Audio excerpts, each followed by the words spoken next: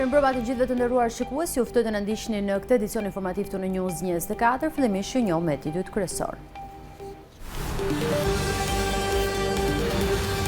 Paralizohet Juglindja, Prokuroria e Elbasanit nis hetimet për aksin Librazht Pogradec. Alarm për rrjetin energjetik, zhvendoset shtylla e tensionit të lartë nga rrëshqitja e derave në Librazht. Maskarad e Hagës ndaj krerëve të UÇK, Rama përcolla botërisht shqetësimin në bordin e paqes në SBA. Ka ardhur junta ushtarake, banorët e Rjodhit në Velipoj në mbrojtje të pronës përplasen përsëri me policinë. Dyshohet se qelloi pasi bllokoi rrugën, dalin pamjet e vrasjes së 31 vjeçarit Ergi Pashollari në Tiranë.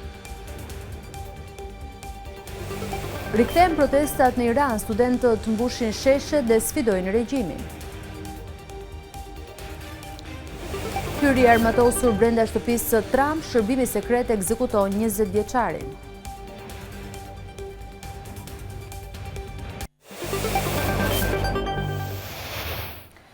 Njemi tani më gjërësish, Prokuroria e Elbasanit ka nisur hetimet për dëmtimet që kanë sjellë bllokimin tërësor të qarkullimit në aksin rrugor Librazht Pogradec. Prej ditës së shtunë, lidhja e vetme nga Tirana drejt Korçës është përmes aksit Maliq Moglic Gramsh, ndërsa sot u bë mundur hapja e rrugës vetëm për kalimin e këmbësorëve. Prokuroria e Elbasanit ka nisur hetimet për dëmtimet që prej ditës së djeshme kanë sjellë bllokimin tërësor të qarkullimit në aksin rrugor Librazht Pogradec. Ky procedim penal është regjistruar për veprat penale, shpërdorimi detyrës, shkelje e barazisë në tender apo ankande publike, shkatrimi rrugës, ndotja e ajrit, ujit apo tokës. Për këtë qëllim është ngritur një grup hetimor, ndërkohë në terren përveç prokurorisë, ka qenë e pranishme edhe IKMT e Elbasanit si dhe policia shkencore, të cilat po u kryen verifikime intensive mbi aktivitetin e një kompanie që dyshohet se ka ushtruar shfrytëzim të lumit shkumbin për marrjen e inerteve. Burime nga grupi i inspektimit bëjnë me dije se po kontrollohet dokumentacionin mbi lejen për shfrytëzim, koordinatat e miratuara të ndërhyrjes, si dhe nëse janë respektuar sësitë e lejuara të materialeve të nxjerra. Për shkak të dëmtimeve të rënda që pësoi rruga Librazht Pogradec, autoriteti rrugor shqiptar bllokoi të shtunën tërësisht qarkullimin në këtë aks, jo vetëm për automjetet, por edhe për këmbësorët.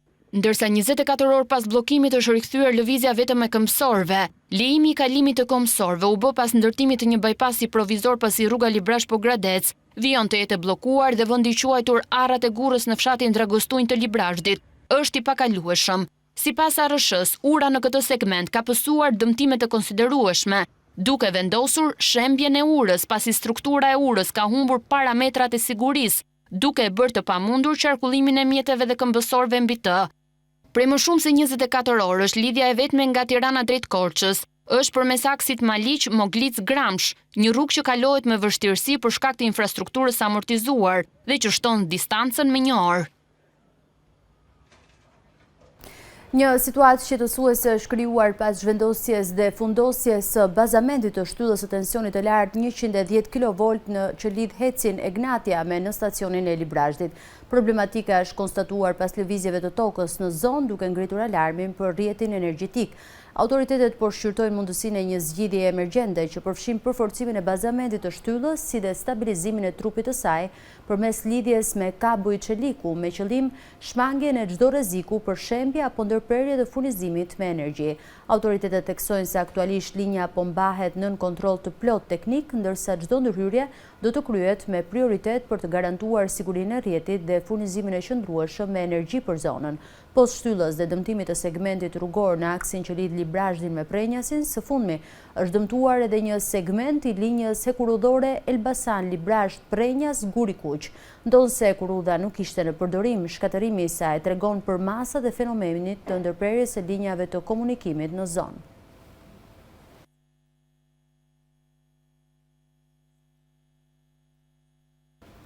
Aksi alternativi sugjeruar nga autoritetet pas bllokimit të rrugës që lidh Librazhdin me Prenjasin, Maliq, Lozhan, Moglic, Gramsh, ka shembje të konsiderueshme në të gjithë gjatësinë e saj, duke ngritur pikpyetje të mëdha për sigurinë e udhëtarëve. Kompania Gjikuria është përgjegjëse për mirëmbajtjen e këtij aksi. Ndjekim raportimin e Lorena Kodrës. Një ditë pas situatës problematike të krijuar në aksin alternativ ku autoriteti rrugor shqiptar devijoi trafikun pas bllokimit të segmentit Librazh-Pogradec, News 24 ka zbritur sërish në terren për të parë nga afër gjendjen në këtë aks rrugor. Mëngjesin e kësaj të diele, qarkullimi paraqitet i normalizuar, por problematikat në infrastrukturë mbeten të dukshme. Në aksin Maliq-Lozhan-Strelc vërehen shembje në disa pjesë të gjatësisë së tij, çarje të asfaltit si dhe rrëshqitje anësore që kanë prekur trupin e rrugës. Pas kilometrit të 13 duken edhe deformimet të barierave mbrojtëse, ndërsa gjurmët e rënies së derave dhe burreve në anë të rrugës janë ende të pranishme. Shembjet e përsëritura dhe dëmtimet në këtë aks kanë ngritur pikpyetje serioze mbi cilësinë e punimeve të kryera nga kompania Gjikuria, ndërkohë që ndërtimi i këtij segmenti rrugor ka kushtuar rreth 1.4 miliard lek.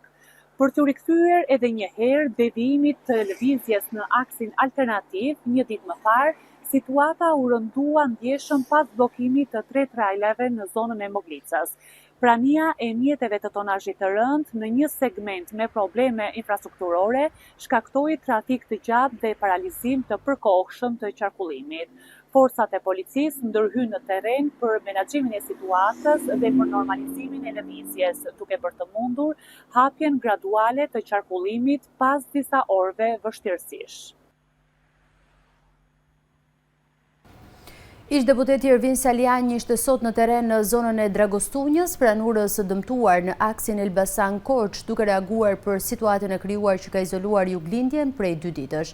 Në një video të publikuar në rrjetet sociale, ai deklaron se dëmtimi i strukturës ka ardhur si pasojë ndërhyrjeve në shtratin e Lumit për përfitime private, duke minuar themelet e urës. Akset e Juglindjes në shi, në Roshket Mali dhe bllokohen, në Bor i bllokon Ngrica për shkak të pakujdesisë. Tani çfillon dielli, dormohet betoni dhe shkërmoqet betoni prej diellit. Në fakt nuk është asnjëra prej tyre korrupsioni, por shkatron në mënyrë periodike në fakt në këtë aks rrugor jetën e qytetarëve, të cilët po e paguajnë fatkeqësisht në rrugën e torturës, mund ta quajmë, po e paguajnë në paratë taksave të tyre torturën e njërë e ca kohë në të gjithë aksat e këtij segmenti. Pas meje është Dragostunja, apo pak më poshtë se sa fshati Dragostunja në aksin Librazh-Prenjas, i cili është shembull një rrugë që ka vite që ekziston, një rrugë e gjetur gatshëm nga qeverisja e Partisë Socialiste, por babëzia e korrupsionit edhe në këtë rrugë ka sjell pasoja. E keni parë në pamjet e televizioneve se si babëzia për të fituar në çdo cep bënde që eskavatorët dhe kamionët të kafshonin lumin shkëmbin, çka ka pasjell këtë pasojë që po vuajnë prej ditësh qytetarët shqiptarë, të cilët nuk kanë as rrugë alternative.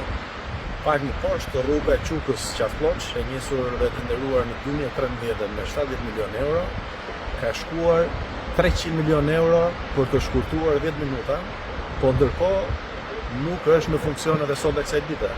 Dhe unë nuk e kuptoj, ndërkohë që korrupsioni ka bllokuar të gjithë Juglindjen dhe një pjesë të rëndësishme të territorit të Republikës së Shqipërisë, kush e bllokon prokurorinë që të shkojë tek Qukës Qaflloç, tek rruga këtu ku jemi, Librazh-Prenjas, por pa diskutim, një rrugë tjetër që skandalizoi gjithë qytetarët shqiptar ishte edhe aksi Maliq-Strelc, i cili rrëshqiti për shkak të mungesës së ekurit në mbrojtëset e rrugës.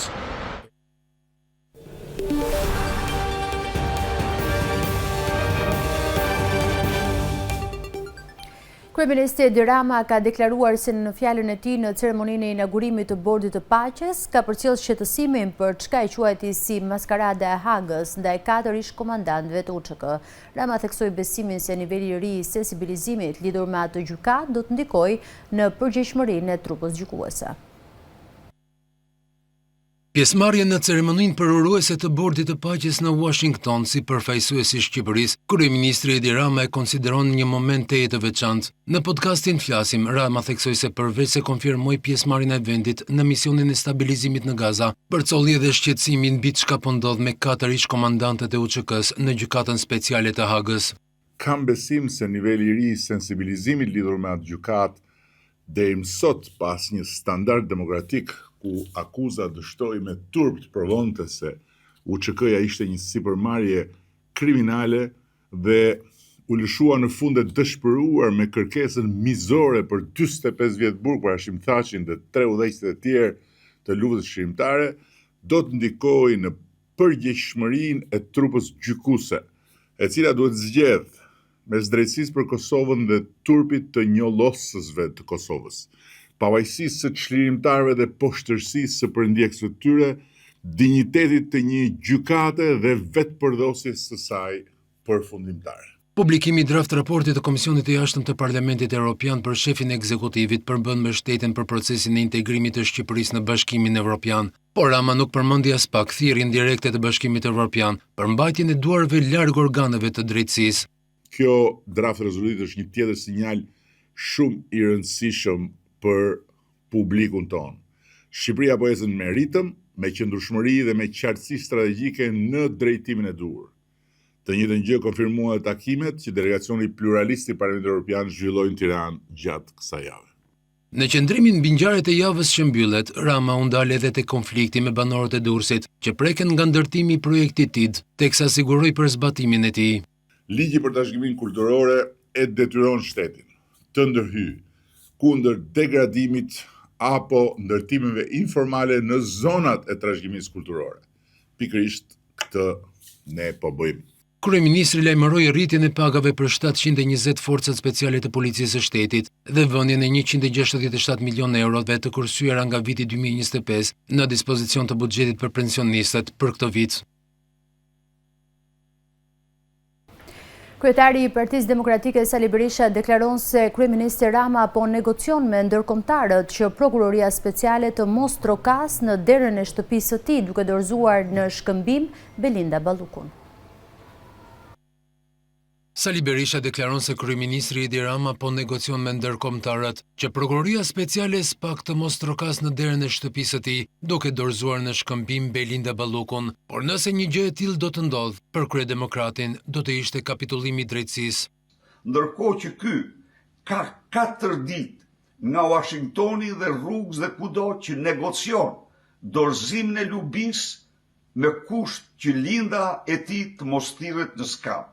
Por a do pranoj SPAK-u një marrëveshje të tillë e cila do shënonte fundin dhe kapitullimin e tij, unë nuk mund të them. Unë mund paralajmëroj shqiptarët se ai po përbën përpjekjet më të jashtëzakonshme për të shit Belindën për lindën dhe kjo do të ishte një katastrofë e vërtet për sistemin e drejtësisë në Shqipëri. Teksa ju referua deklaratave të kreut të qeverisë dhënë gjatë podcastit Flasim, Berisha kërkoi nga Rama të jap shpjegime se përse gjatë qëndrimit në Washington nuk zhvilloi asnjë takim tjetër përveç se pjesëmarrjes në Bordin e Paqes.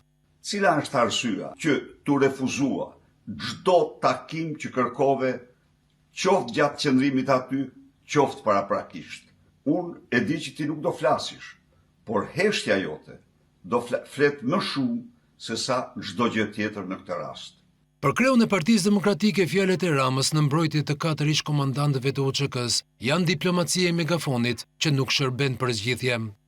Diplomacia e megafonit për dramën e madhe që po luhet në Hag kundër ish udhëheqësve politik të luftës shërimtare dhe të Kosovës është në vlerësimin tim as pak e dobishme. Ajo në Strasburg prodhoi efekte të kundërta, por duhet theksoj në këtë rast se Edi Rama nuk ka ndërmarrë me diplomacinë konvencionale as dhe një hap të vetëm në ndihmë të luftarëve të UÇK-s. Në reagimin e tij, numri 1 i Partisë Demokratike tha se projekti TID në Durrës nuk ka të bëjë as pak me UNESCO-n, siç pretendon kryeministri Rama, por shërben vetëm për ndërtime nga baronat e drogës. Vjojnë përplasjet mes banorëve të rjollit në Velipoj dhe policisë, ndërsa ata mbrojnë pronën e tyre, forcat e rendit mbrojnë ndërtimin që po bëhet aty, ndërsa kanë bërë edhe shoqërime dhe arrestime. Në mbështetje të banorëve të rjollit ka pasur edhe qytetar nga Vlora dhe Mallakastra.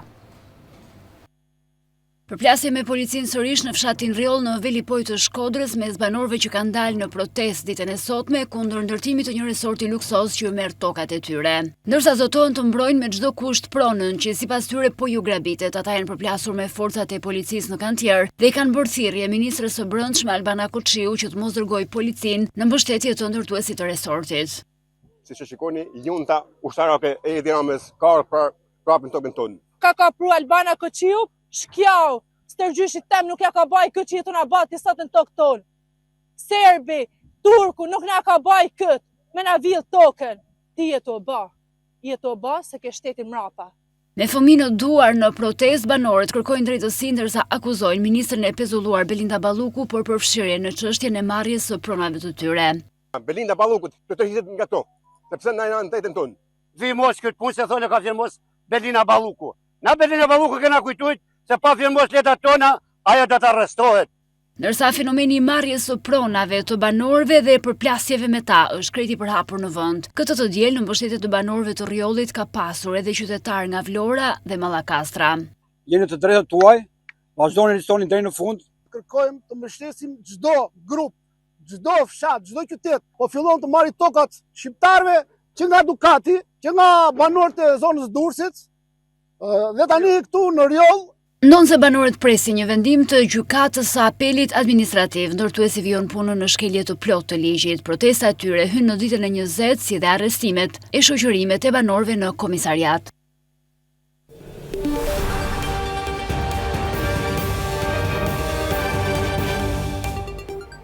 Një ngjarje e rëndë ndodhi 2 ditë më parë në Tiranë. Egli Pashollari u qelluar për vdekje me thik në Tiranë pas një sherrri për motive banale, ndërkohë që News 24 ka siguruar pamjet e sherrit që solli si pasojë humbjen e jetës së një personi. News 24 ka siguruar pamjet e vrasjes së 31 vjeçarit Egli Pashollari, njohur me Nofkën Çerri i Parkut, të premten pasdite në rrugën Kongresi i Lushnjës në Tiranë. Në pamje duket momenti kur ai zbret nga një automjet BMW seria 7 me ngjyrë të bardhë dhe gazmet buçpapa së bashku me partneren e tij e godasin. Për të ndarë sherrin ndërhyn edhe persona të tjerë, por gjithçka ndodh brenda pak sekondash dhe goditja me thik që mori pas shpine duket se ishte fatale për jetën e 31 vjeçarit. Iriu Egli Pashollari, i cili u tha se ka qenë edhe një nga njerëzit e afërt të Emiliano Shullazit, fatkeqësisht ndroi jetë rrugës për në spital. Kazment Buçpapa, 40 vjeç, vijon të jetë në kërkim për vrasje, ndërsa partnerja e tij është marrë në pyetje. Nuk është ende e qartë akoma cili është shkaku i konfliktit. Buçpapa, i pasi ka lënë të vrarë të riun, ka marrë sërish makinën dhe ka braktisur pak metra larg zonës ku ndodhi ngjarja, ndërsa së bashku me bashkëshorten e tij janë larguar me taksi. Policia ka mundur të gjejë dhe sekuestroi automjetin tip Audi me të cilin autori erdhi në vend ngjarje, si dhe ka marrë në pyetje bashkëshorten e tij. Policia Kavajës ka vënë në prangë autorin e dyshuar të vrasjes së 48 vjeçarit Skërdilaj Disufi në Kavaj pas sherrit për parkimin e makinës. Në prangat e policisë, Ralandi Puja, i cili gjatë një konflikti për motive të dobta, goditi disa herë me thik Skërdilaj Disufin, i cili si pasojë plagëve të marra humbi jetën. Autori dyshuar pas goditjes me thik u largua nga banesa, por u kap pas disa orësh kërkimesh dhe kontrollesh nga shërbimet e policisë. Po ashtu, policia sekuestroi edhe mjetin prerës me të cilin dyshohet se u godit për vdekje 48 vjeçari.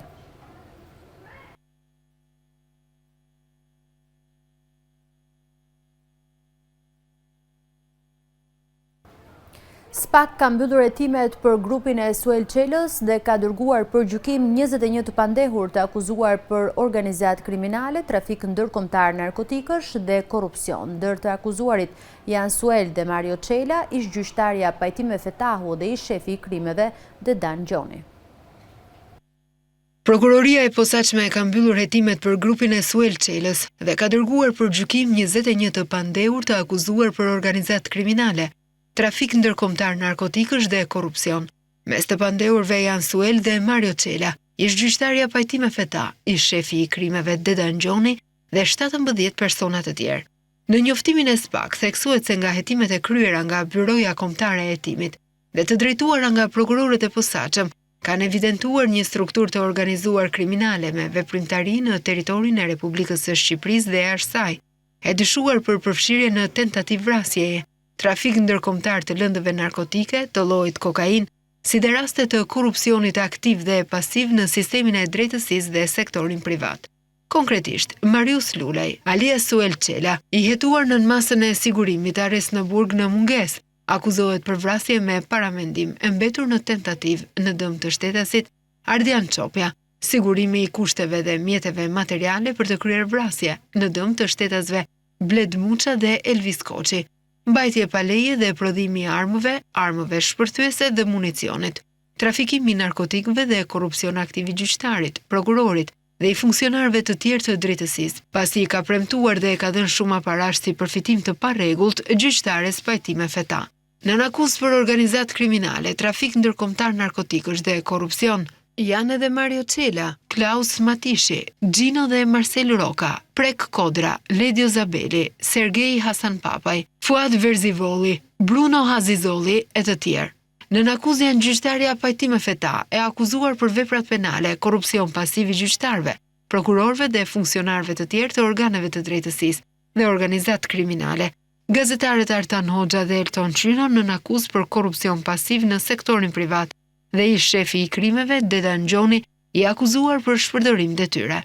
Sipas prokurorisë së posaçme, ngjarjet objekt hetimi përfshin episode të ndodhura në Elbasan, si edhe raste të trafikut ndërkombëtar të lëndëve narkotike në Ekuador, Holand dhe Mbretërinë e Bashkuar.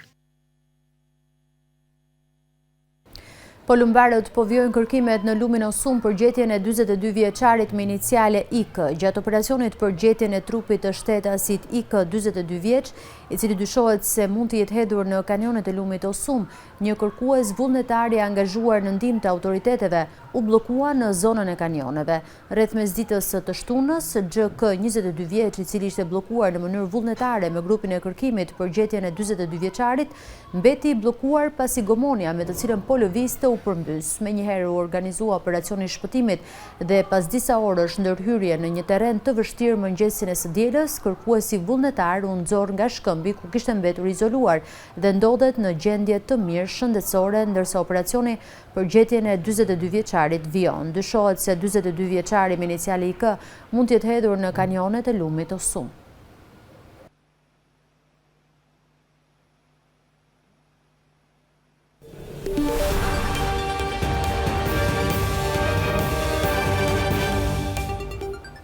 Ndryshëm temën e informacioneve, prej shumë vitesh tregu i Milotit është në gjendje teje të rëndë. Qytetarët shprehen shumë të shqetësuar pasi theksojnë se gjithçka tregtohet në kushte shumë të rënda higjieno-sanitare. Ata kërkojnë ndërhyrje sa më të shpejtë nga institucionet. Tregu më i madh në veri të vendit, ai i Milotit, vijon të funksionojë në kushte tepër të rënduara higjieno-sanitare, duke ngritur shqetësime serioze për shëndetin publik. Pamjet në terren tregojnë një situatë alarmante. Tregu është i pushtuar nga mbeturinat, me gropa të shumta dhe pellgje uji, që krijojnë vështirësi për lëvizjen e qytetarëve. Në këto kushte tregtohen produkte të ndryshme ushqimore, por edhe rroba e këpucë të përdorura. Blerësit e tregtarët shprehen se tregu është jashtë çdo standardi higjenik dhe infrastrukturor. Sipas tyre, premtimet për një treg me standarde kanë qenë të shumta, sidomos në periudha fushatas, por deri më tani nuk ka pasur ndërhyrje konkrete. S'ka kushte këtu. Do të bëhet një treg i ri i posaçëm, bashkia, edhe ta rregullojë në mënyrë të rregullt. Ndryshe nuk shitet kështu as djati, as mishi, as veza, as një gjë nuk shitet në lloj. Të jashtë i rregullave ata. Po burim infeksioni. Burim direkt infeksioni është. Shumë herë është premtuar për të rregulluar. Premtuar gjë mos kanë. Nuk kanë bërë asnjë gjë. Qytetarët kërkojnë ndërhyrje të menjëhershme nga institucionet përkatëse, duke theksuar se situata aktuale përbën burim të mundshëm infeksioni dhe rrezik për shëndetin e tyre. Po shive veni, këtu kalojmë, kalon makina, kalon çfarë? Këtu është malli, zero, si tëna punë tjera, Gjithçka s'me qenë tu shkatru, jo turi no. Ja është kushtëve higjienike. Normal, ajo duket. Kjo fytyre shtetit, fytyra jonë, kështu jemi ne. Thirrjet u drejtojnë autoriteteve që të marrin masa urgjente dhe të mos lejojnë tregtimin e produkteve në kushte të tilla.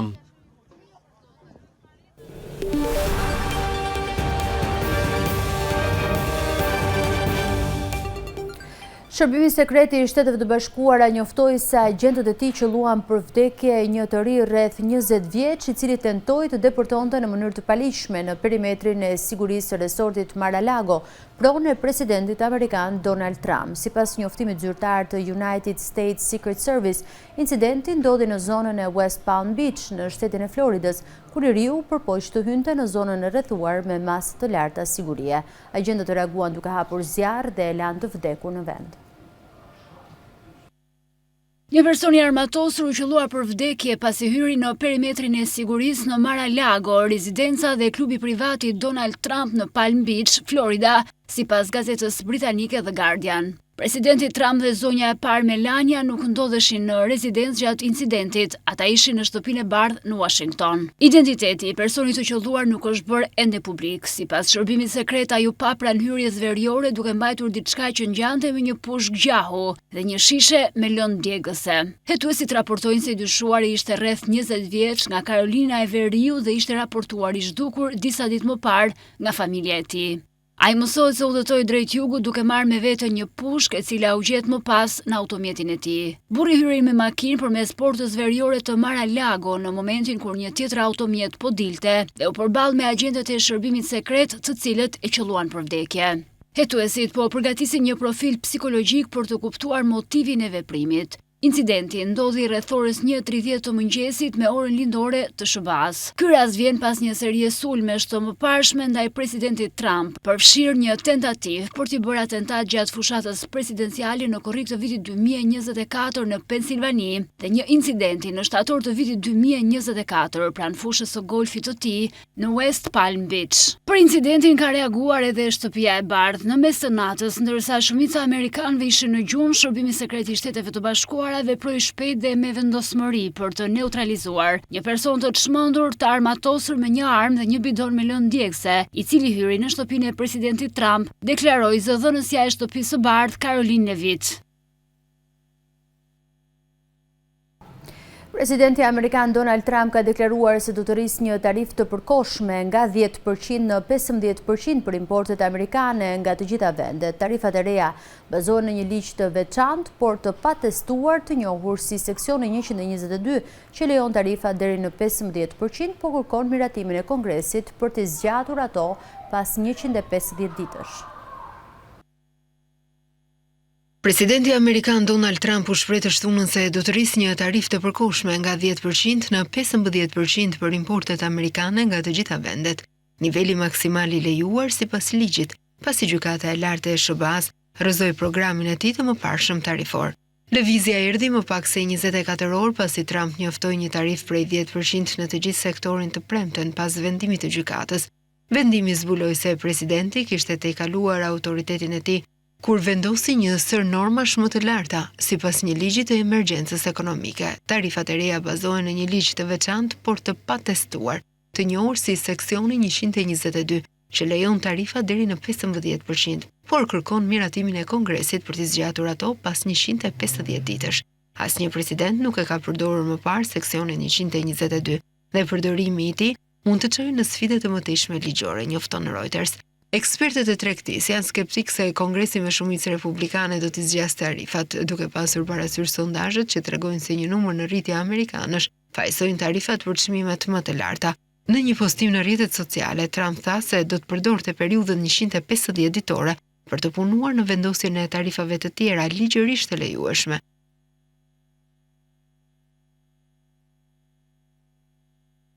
Ka nisur semestrin e ri në universitetet të ndryshme me protesta të shumta antiqeveritare, duke cilësuar liderin suprem të vendit udhëheqës vrasës. Protestat u shndërruan në të dhunshme, teksa studentët u përplasën me disa grupe pro-qeveritare.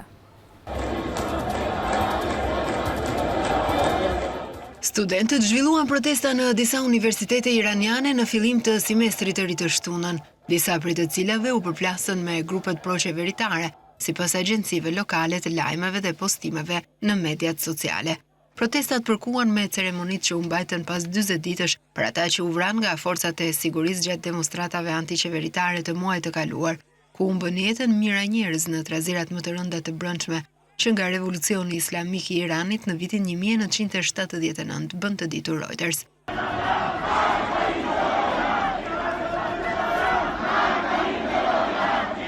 Radhë marshuesish në Universitetin e Teknologjisë Sharif të Teheranit dënuan udhëheqësin suprem Ayatollah Ali Khamenei, duke e cilësuar si një udhëheqës vrasës dhe duke bërë thirrje që Reza Pahlavi, djali në mërgimi shau të rëzuar të Iranit, të jetë një monark i ri.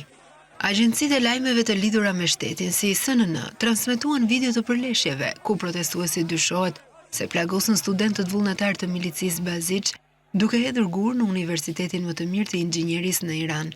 Antarët pro-qeveritar të Bazij shpesh ndihmojnë forcat e sigurisë në shuarjen e protestave. Protesta u mbajtën gjithashtu në universitetet Beheshti dhe Amir Kabir në kryeqytetin Teheran dhe në universitetin Mashhad në Verilindje. Në qytetin perëndimor të Abdananit, një vatër protestash, demonstruesit broritën vdekje Khameneit dhe vdekje diktatorit pas arrestimit të një mësuesi aktivist, sipas postimeve në mediat sociale. Rusia ka goditur infrastrukturën energjitike të Ukrainës duke kryer një sulm masiv me raketa dhe dron, kanë bërë të ditur autoritetet në Kiev. Presidenti i Ukrainës Volodymyr Zelensky tha se Moska vazhdon të investojë më shumë në sulme se sa në diplomaci.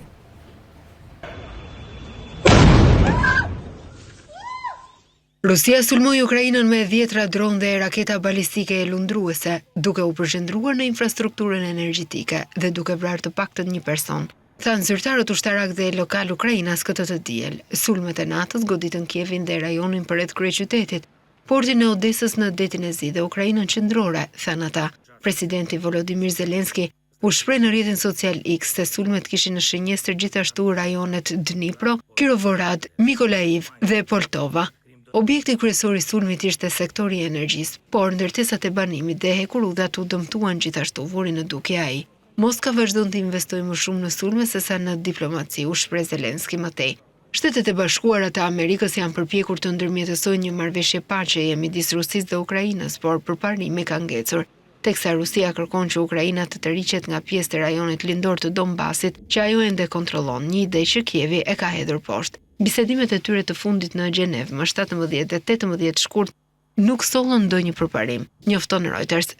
Rusia sulmon sistemin energjetik Ukrainas thuajse çdo ditë. Sulmet ndaj termocentraleve, sistemit të transmetimit të energjisë dhe sektorit të gazit janë elemente të rëndësishëm të pushtimit në shkallë të plotë të Ukrainës të nisur nga Rusia në shkurt të vitit 2022, njofton më tej Reuters.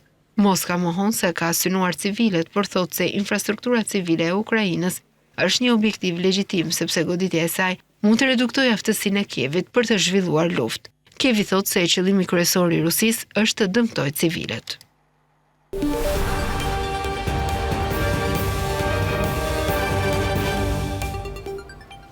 Një 24 vjeçar palestinez në Gaza përpiqet vazhdimisht të sjellë buzëqeshje në fytyrat e fëmijëve duke luajtur muzikë për ta. Ai ka mundur të krijojë vetë instrumente muzikore me mjete rrethanore vetëm për të dhuruar disa momente argëtuese mes rënojave.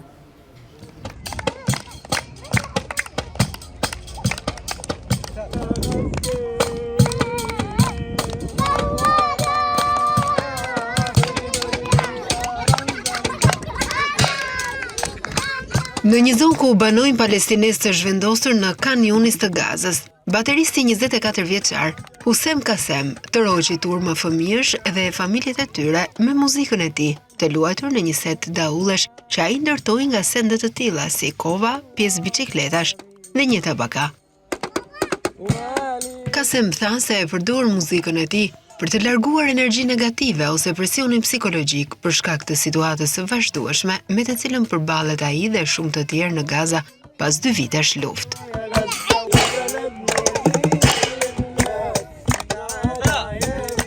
كانت عندي آلات وأنا سبتهم في الدار. Kur e luaj këtë instrument, gjëja e parë që bëj është të nxjerr energjinë time, energjinë negative ose presionin psikologjik në të cilin jetoj nga vuajtjet, nga mungesa e ujit, nga mensa të varfërve, nga presionet me të cilat jetojmë brenda tendave. Tenda në vetvete është presion dhe vuajtje psikologjike, sepse jeta në tenda nuk është realisht një jetë. Fëmijët duar trokitën dhe e kërcyen, ndërsa Kasem performoi melodi të njohura. Palestinezja është vendosur, Bushra Al-Shafi, e cila ishte e pranishme teksa luaj muzikë, tha se kjo u ofroi fëmijëve argëtimin që ju mungon.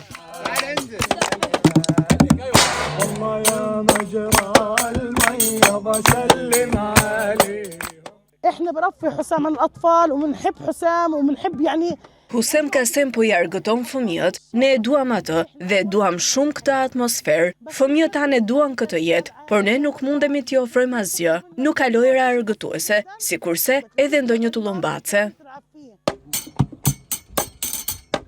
Talenti i Kasem për të ndërtuar instrumente nga objektet e përditshme daton vite më parë.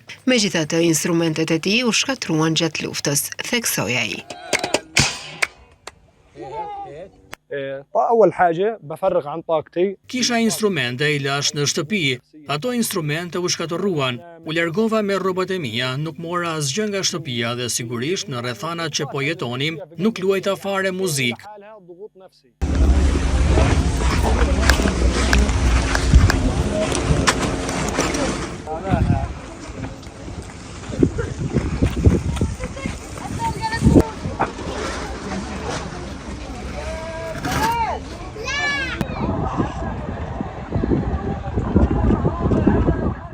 طبعا احنا بنبدا يومنا بدور المية. Tani që lufta ka ndaluar dhe do Zoti të mos kthehet më kurrë, u përpoqja ta riktheja iden, ta ringjallja talentin përsëri dhe të krijoja diçka nga hiçi.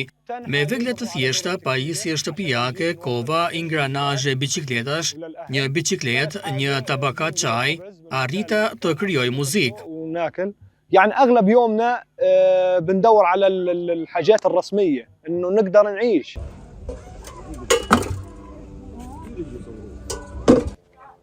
من أغرب الشغلات اللي صنعتها في آلة الدرمز. Sigurisht, ky set baterish është një instrument shumë i thjesht, me të njëjtën ide si një set baterish i rregullt, të njëjtën performancë dhe të njëjtin tingull. E bëra me pothuajse të njëjtin tingull. U përpoqja të përdorja një kovë më të madhe, një kovë më të vogël, të sillja një imazh me rreze X në mënyrë që të ndryshoja tonin e muzikës, kur e luaj është pothuajse sigur po luaj në një set të vërtet baterish. Sigurisht, performanca e tij nuk është si performanca e një seti të vërtet baterish. Ka një ndryshim, por unë e kapërcej ndryshimin me talentin tim. طبعا الدرمز هذا آلة بسيطة جدا نفس. Kjo është nga gjërat më të çuditshme që kam bërë për instrumentin e daullës. Sigurisht, e bëra këtë pedal me dru dhe një shufer hekuri. U përpoqja ta formoja kështu, si në formën e shkronjës T, dhe sigurisht i vura edhe një sust që të funksiononte. Ky instrument më ndihmoi shumë në mbajtjen e ritmit dhe është një gjë thelbësore në bateri. Arrita ta kaloja dhe ja dola.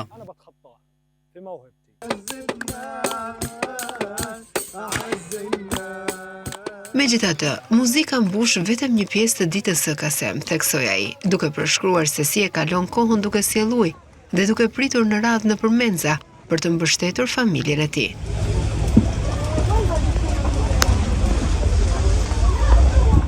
أنا صنعت من الأدوات البسيطة، أدوات المنزل، جرادل. Ne fillojmë ditën duke siguruar ujë.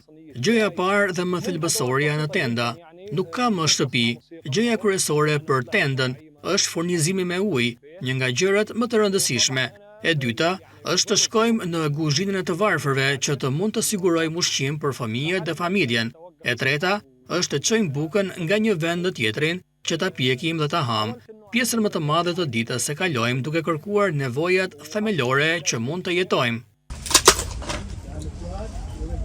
Sa herë që ka se mulet pas baterisë së tij të realizuar në shtëpi, kampi mbushet për një kohë të shkurtër me ritëm dhe buzëqeshje.